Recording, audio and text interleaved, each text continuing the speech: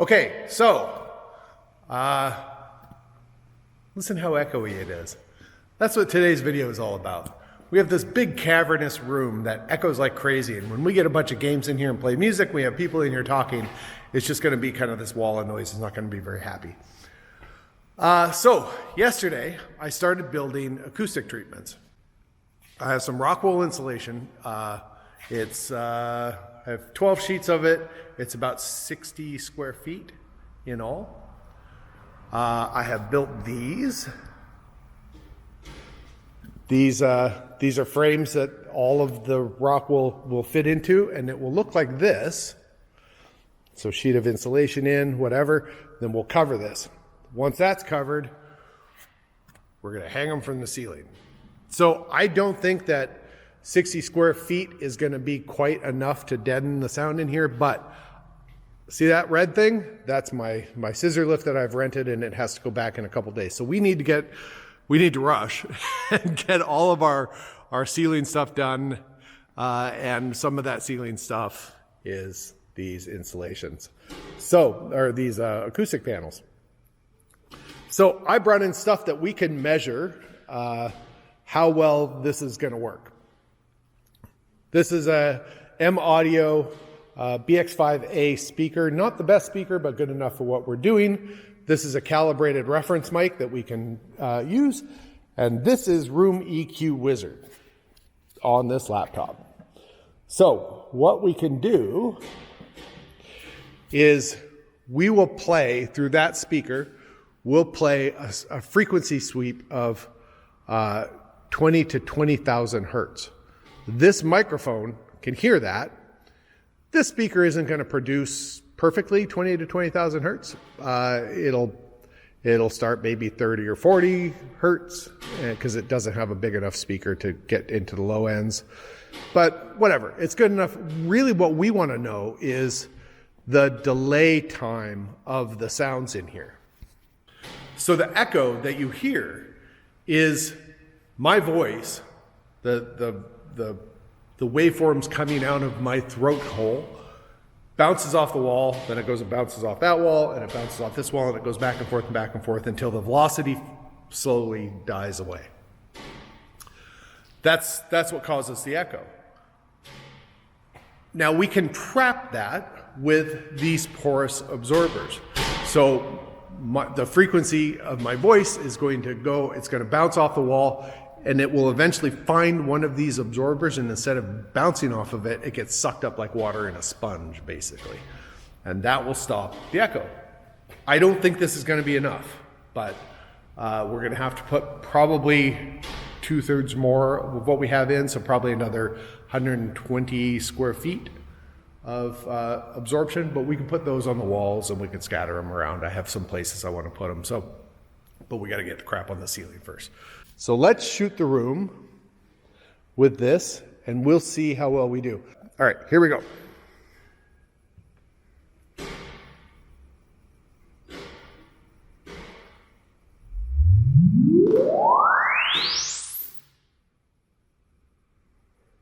I'm going to do that one again.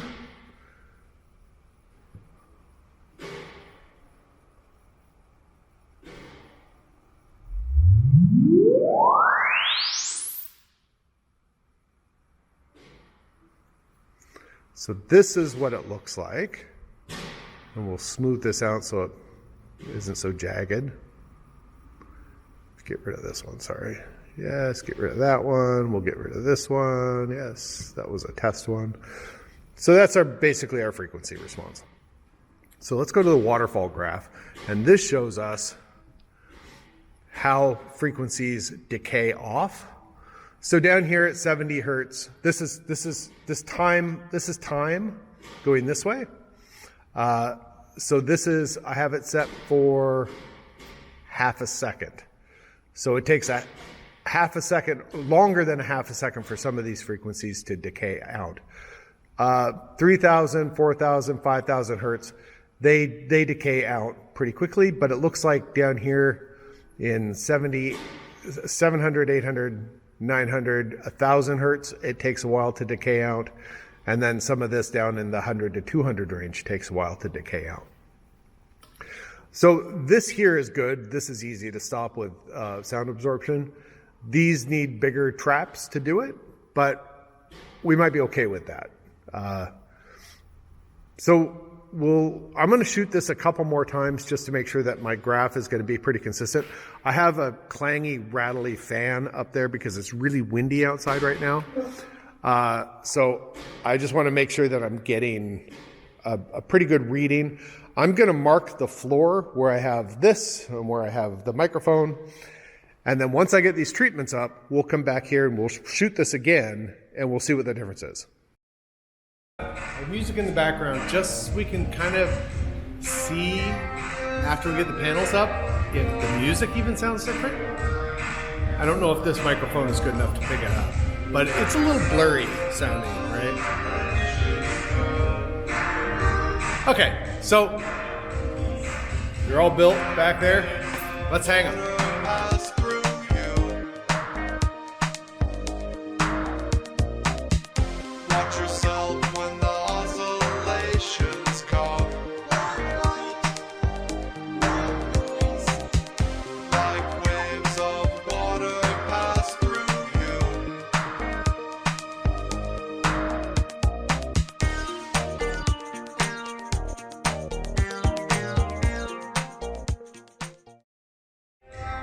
They're up.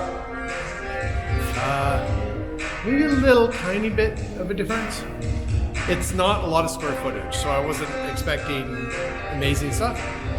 Same music in the background. I don't know if you can tell.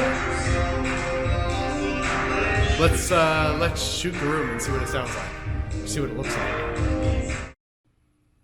So I wasn't quite sure how I was going to hang these. I thought a row of 3, and then 2 and 2, and then some over in here somewhere.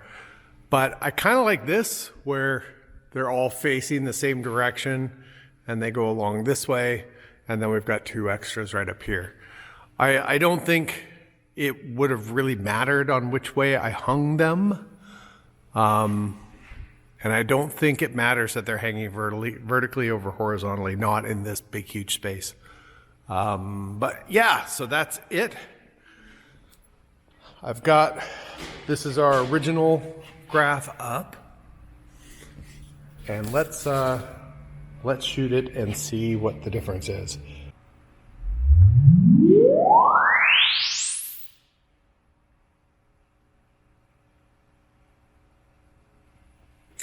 All right, so this one, my microphone and speaker are in the same spot because I put a speaker, an S and an M on the floor here so that I knew where to put them. They're at the same height and everything. All right, so let's have a look. This is the first and second one. So there's a difference. Mostly in this sort of range, right? Right here, look in this area right here.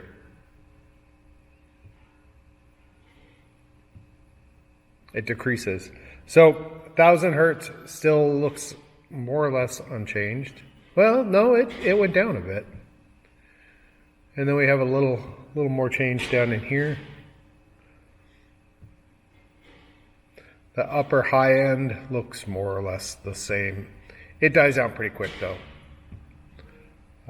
Up in here. This is what you're hearing in the echo. Mostly you're hearing this range right here. A little bit up here, this is like if you clap or something, you'll hear this. But this is what you're hearing in the echo of the residual of the room. And then this down in here. So yeah, kind of cool. So the next step, what I want to do is we'll put some on the walls.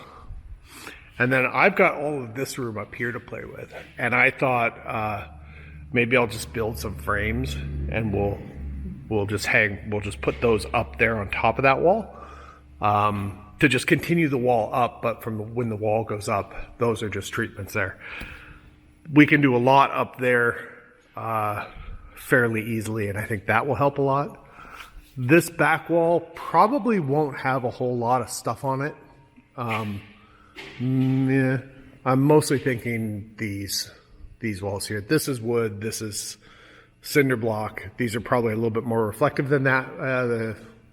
It's all reflective, really, at the end of the day. But I think that this will be easiest, and maybe the next ones, since these are just kind of intended to just sort of be up there and you won't see them when the lights are off. Let's do that, shall we? The ones on the wall, probably I'll use like a nicer fabric or something. Let's have a look. Off, off, off. Yeah, they vanish up there. You can't even see them. It actually makes the ceiling look a little bit darker because it kind of hides a little bit of the fluorescent lights that are up there and some of the non-painted up there. Yeah, cool. So there we go.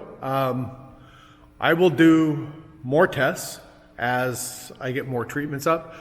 When we get the machines in, that's going to change the dynamic of the space as well, because it'll add different reflection points, and the frequencies will bounce around. It'll diffuse things a little bit better, I think. There won't be any carpets or anything. In fact, the floor is going to be epoxied. It might be a little bit more reflective in the high end, but it is what it is. We'll keep going. All right, cool.